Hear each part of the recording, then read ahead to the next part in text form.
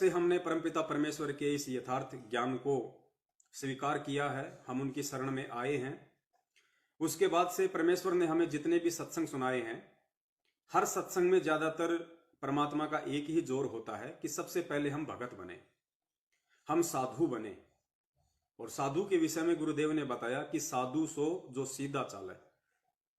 संत वही होता है, भगत वही होता है, साधु वही होता है जो बिल्कुल सीधे तरीके से रहे, वो अपने परमेश्वर की रजा में राजी रहे। मालिक की वाणी भी है ना कि कुत्ता हूं गुरुदेव का, मोतिया दास का नाम। तो जैसा वो परमात्मा हमें रखना चाहे, जैसा परमात्मा हमें बनाना चाहे, जिन परिस्थितियों में परमात्मा हमें ढालना चाहे, हमें उस परमेश्वर के अनुसार उनके संकेतों को समझते हुए हमें वैसा ही भक्ति मार्ग पे व्यवहार करना चाहिए, तभी हम सफल हो सकते हैं, अन्यथा नहीं हो पाएंगे। तो संदेशा यह था पुण्यात्माओं कि आज हम जितने भी भगत भाई बहन हैं, तकरीबन कई लाखों की संख्या में सतगुरु रामपाल जी महाराज जी के शिष्य और शिष्य हैं। चाहे उन्होंने 2014 बरवाला कांड से पहले नाम दीक्षा ली हो, चाहे उन्होंने बरवाला कांड के बाद में नाम दीक्षा ली हो, वो सभी परमपिता परमेश्वर के ही बच्चे हैं। और एक परमेश्वर की वाणी है कि साईं इतना दीजिए जामे कुटुंब समावे, हम भी भूखे ना रहें अतिथि ना भूख हो जाओ। ये परमपिता परमेश्वर जी की वाणी है। और गुरुदेव ने अपने सत्संगों में कई बार जिक्र किया है कि पुण्यात्माओं, ये जो वाणियां हैं जो आप सत्संगों के माध्यम से सुनते हैं, नित्य नियम के माध्यम से सुनते हैं, रमैणी या संध्या आरती के माध्यम से सुनते हैं, आपने केवल सुनने तक ही सीमित नहीं रहना है। ये कर पाड़ने का मार्ग है, ये कुछ कर गुजरने का मार्ग है। जब तक हम परमेश्वर के वचनों पे, परमेश्वर की एक एक वाणी के ऊपर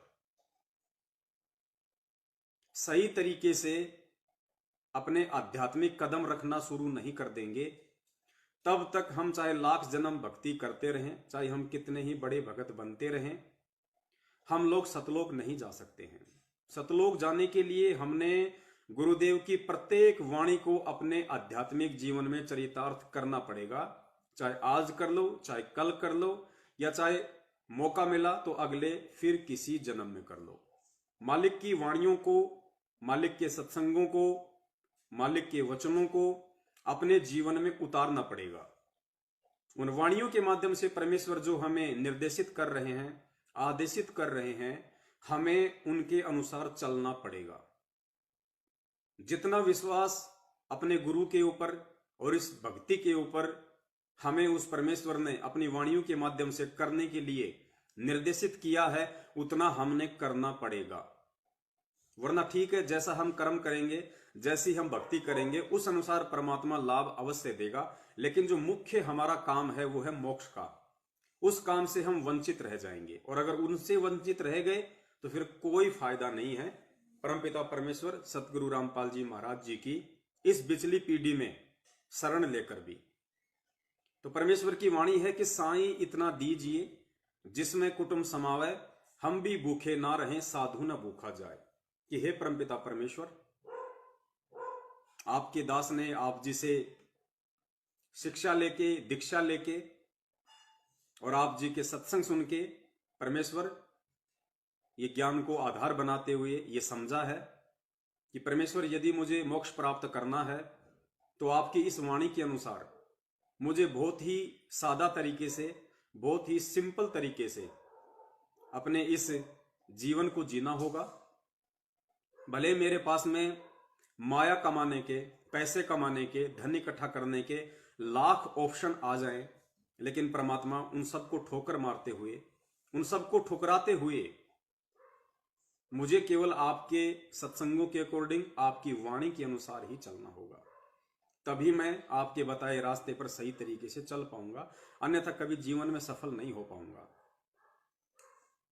और पुण्यात्माओं, एक चीज नोट करने की है, मालिक की एक वाणी भी है, हम नित्य नियम में भी पढ़ते हैं कि कीट न जाने भृंग को गुरु कर ले आप समान। ये वाणी है परमात्मा की कीट न जाने भृंग को, कि भाई गुरु को कीजिए दंडवत कोटि कोटि प्रणाम, और कीट न जाने भृंग को गुरु कर ले आप समान। इस वाणी का सरलार्थ करते हुए गुरुदेव ने बताया कि एक कीड़ा होता है भृंगी,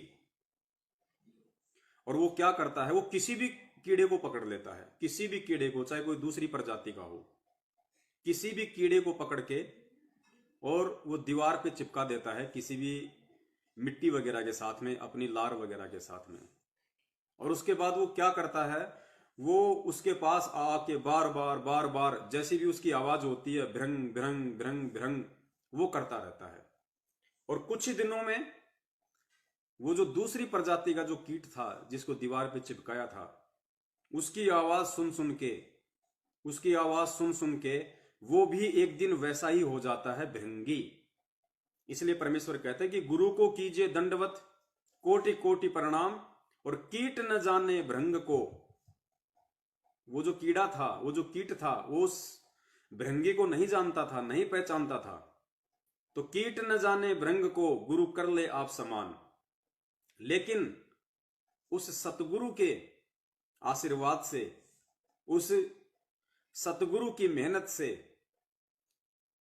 उस सतगुरु की आवाज से कुछ ही दिनों में ऑटोमेटिक वो भी वैसा ही बन जाता है, उसको मालूम भी नहीं पड़ता है। तो पुण्यात्माओं, ठीक यही स्थिति आध्यात्मिक जीवन में होती है। एक भगत जो परमात्मा से नाम उपदेश लेके अपना आध्यात्मिक जीवन शुरू करता है, और यदि उसका मकसद मोक्ष प्राप्त करना है, वास्तव में यदि वो भक्ति के मकसद से ही जुड़ा है और आत्म कल्याण करवाना ही यदि उसका मकसद था, तो उस आत्मा को एक दिन मालूम भी नहीं पड़ेगा, सतगुरु की संगति करते करते कब वो सतगुरु जैसा ही बन जाता है, उसको मालूम भी नहीं पड़ेगा। यही इस ज्ञान का सबसे बड़ा असर होता है।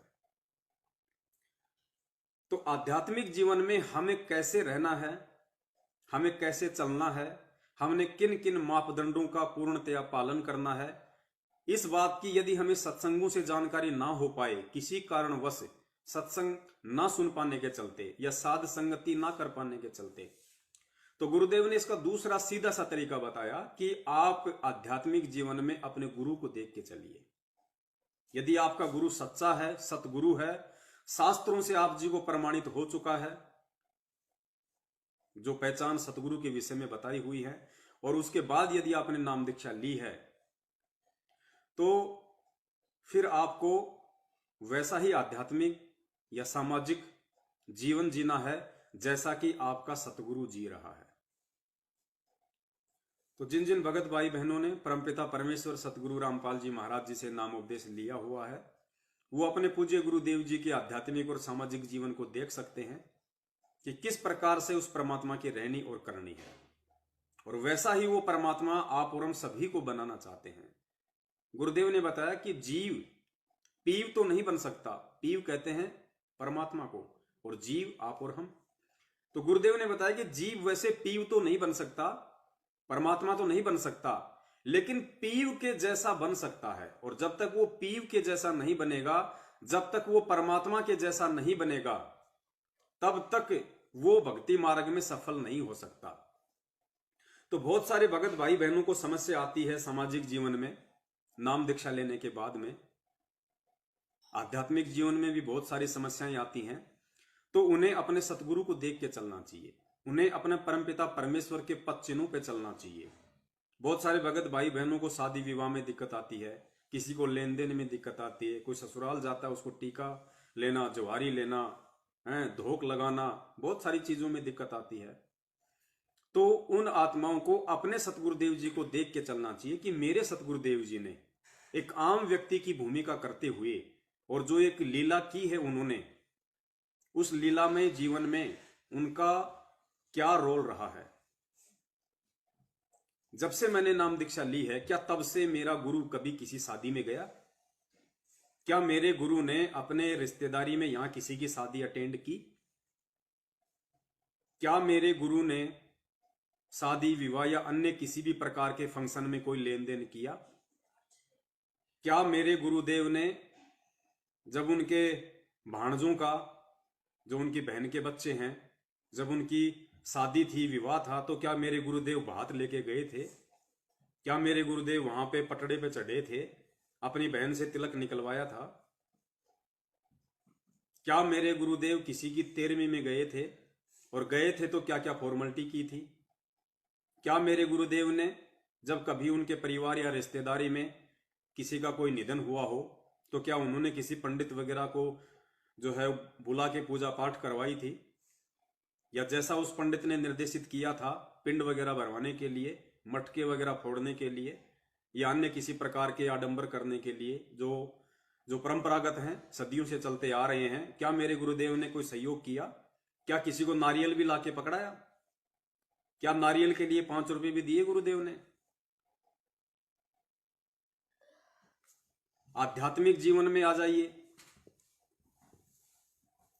आध्यात्मिक जीवन में देख लीजिए अपने गुरुदेव को।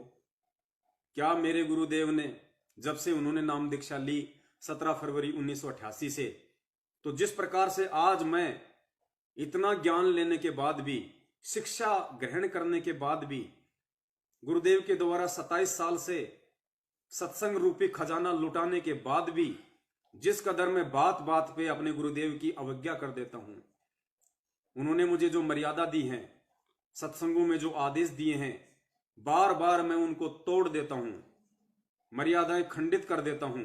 क्या मेरे गुरुदेव ने 17 फरवरी 1988 से आज 2021 तक, क्या उन्होंने एक भी मर्यादा जो उनके मुंह बोले गुरुदेव स्वामी राम देवानंद जी महाराज जी ने उनको बताई या निर्देशित किया या लिख के दी, क्या एक भी मर्यादा मेरे पूज्य गुरुदेव जी ने तोड़ी है आज तक? उल्लंघन करने की सोची भी है आज तक? अगर नहीं तो पुण्यात्माओं, फिर हमें अपना आंकलन कर लेना चाहिए कि आध्यात्मिक जीवन में हम कहां हैं।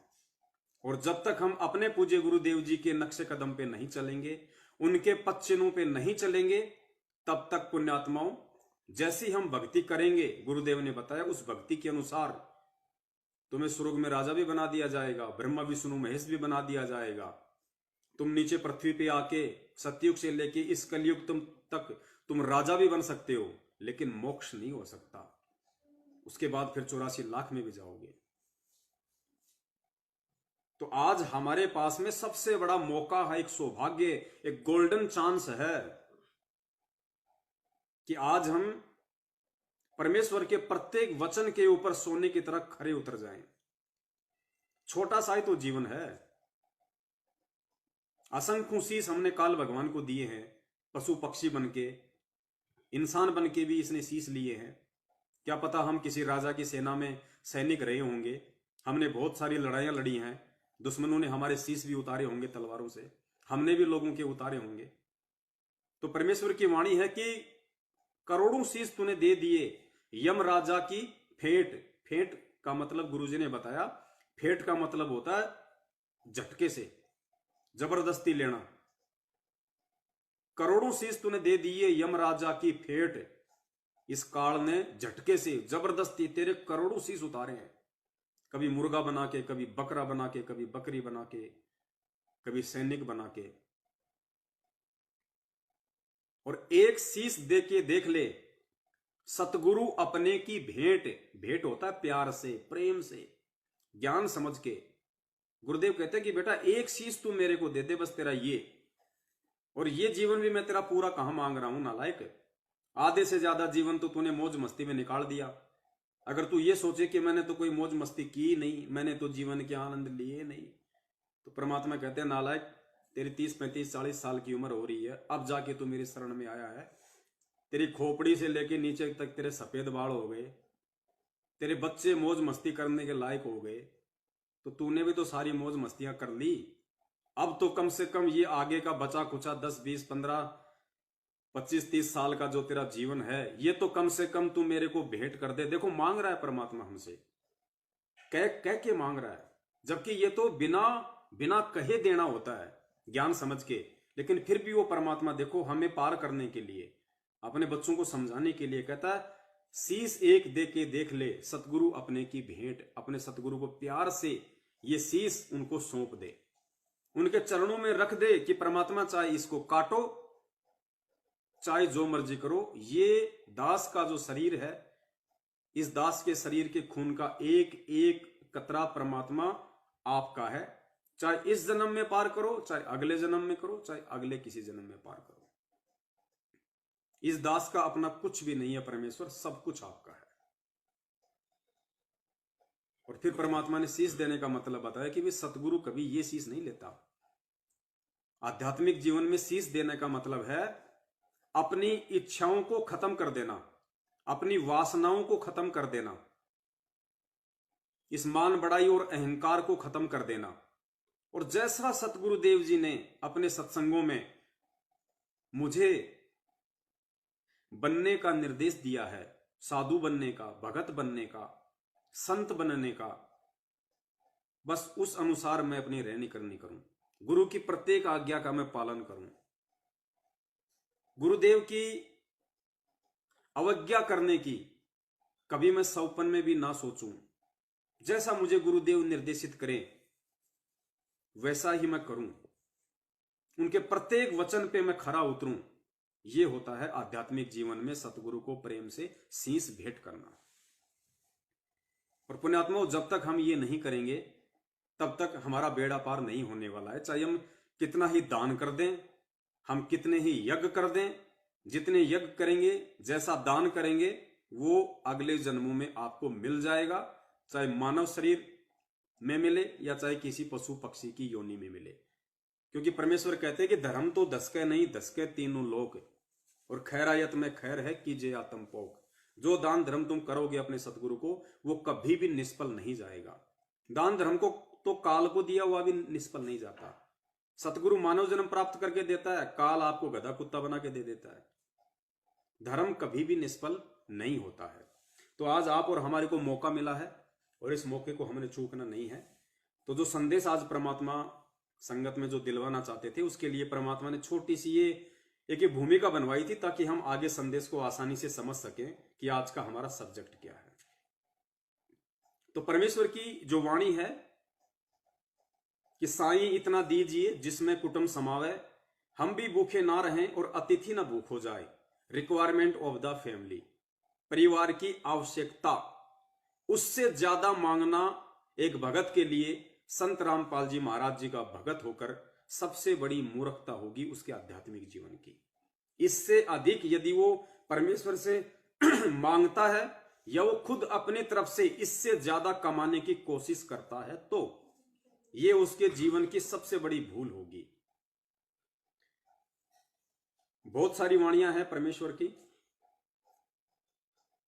एक वाणी में परमपिता परमेश्वर ने समझाया है हमें बड़े प्रेम से। माया का अंग है, दास को थोड़ी सी टूटी फूटी याद है, जितनी याद है उतनी दास आपको बताने की पूरी कोशिश करेगा।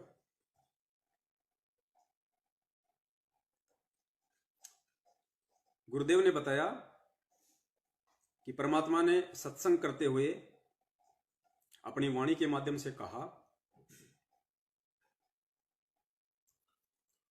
कि दानी को नहीं देत हूं, ना राखूं वर्ष करोड़, ये माया है सूम की बंदी सूम गलडोर। गुरुदेव ने कहा कि जो मेरा भगत दान करेगा उसको मैं धन नहीं दूंगा। धन नहीं देने का मतलब उसको उतना ही दूंगा रिक्वायरमेंट ऑफ द फैमिली। क्योंकि हम वाणी भूल सकते हैं, परमात्मा अपनी वाणी नहीं भूल सकता। तो परमेश्वर ने कहा कि दानी को नहीं देत हूं, जो दान करेगा उसको मैं धन नहीं दूंगा। अब देखना पुण्यात्माओं, इन परमेश्वर की वाणियों पे गौर करना। आज 90% भगत समाज दान यही सोच के करता है कि मुझे धन और ज्यादा मिलेगा। क्योंकि परमेश्वर ने भी अपनी वाणियों में जिक्र किया है कि भाई धन चाहे तो दान कर और मुक्ति चाहे तो नाम। लेकिन परमेश्वर की किस वाणी का कहां पे क्या अर्थ निकलेगा, इस चीज को समझना ही परमेश्वर के उस परमेश्वर के सत्संगों के संकेतों को समझना है। यही तत्व ज्ञान है जो एक शिष्य अपने सतगुरुदेव जी से सीखता है। तो दो वाणियां परमेश्वर ने बोली कि धन चाहे तो दान कर और मुक्ति चाहे तो जप नाम। और दूसरी वाणी में परमात्मा कह रहे हैं कि दानी को नहीं देत हूं ना राखूं वर्ष करोड़। जो मेरा भगत दान करेगा उसको मैं धन नहीं दूंगा, ना राखूं वर्ष करोड़।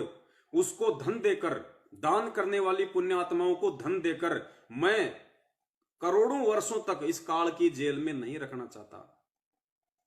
दानी को नहीं देत हूं ना राखूं वर्ष करोड़। ये माया है सूम की। सूम होता है कंजूस आदमी। ये माया है सूम की बंदी, सूम गलडोर। इस माया को तो मैं कंजूस व्यक्ति के ही पैरों की बेड़ियां बना के उसको पहना के रखूंगा। भगत के लायक माया नहीं होती है, भगत के लिए माया नहीं होती है। तो फिर किसी भगत ने सवाल किया कि हे परमपिता परमेश्वर, भगत तो दान ही ये सोच के करता है कि दान करेंगे तो धन मिलेगा, धन मिलेगा तो फिर मकान खरीदेंगे, प्लाट खरीदेंगे, 100 प्रकार के काम जोड़ेंगे। लोग तो दान ही धन की प्राप्ति के लिए करते हैं, और आप कह रहे हो कि दानी को नहीं देत हूं ना राखूं वर्ष करोड़। तो परमेश्वर, फिर जो दान करने वाला जो आपका भगत है उसको फिर आप क्या दोगे अगर धन नहीं दोगे तो परमेश्वर ने बड़े प्यार से कहा कि दानी को तो देत हूं ज्ञान ध्यान विश्वास। देखना पुण्यात्माओं, पूज्य गुरुदेव जी ने बताया कि ज्ञानी को तो देत हूं, दानी को तो देत हूं ज्ञान ध्यान विश्वास, भक्ति गरीबी और बंदगी, ज्यों निपजे निज दास। जो मेरा भगत दान करेगा, कौन सा भगत? ज्ञान को समझ के जो दान करेगा, ज्ञान को समझ के जो दान करेगा, उस मेरी प्यारी आत्माओं को मैं क्या दूंगा? दानी को तो देत हूं ज्ञान ध्यान विश्वास। ज्ञान क्या? इस परमेश्वर के पूर्ण मोक्ष मार्ग की जानकारी, यथार्थ जानकारी, तत्व भेद। दानी को तो देत हूं ज्ञान ध्यान। ध्यान क्या? उसको ऐसा ज्ञान दे दूंगा उसके बाद उसका ध्यान मेरी भक्ति से और मेरे चरणों से, पूज्य गुरुदेव जी कहते हैं कि हटेगा ही नहीं। ज्ञान ध्यान और विश्वास, उसको इतना विश्वास से भर दूंगा, इतना विश्वास से भर दूंगा, उस जन्म में उस पुण्य आत्माओं को कोई डगमग नहीं कर पाएगा। इतना विश्वासी मैं उस आत्मा को बना दूंगा। दानी को तो देत हूं ज्ञान ध्यान विश्वास, और क्या देंगे? भक्ति गरीबी बंदगी, ज्यों निपजे निज दास।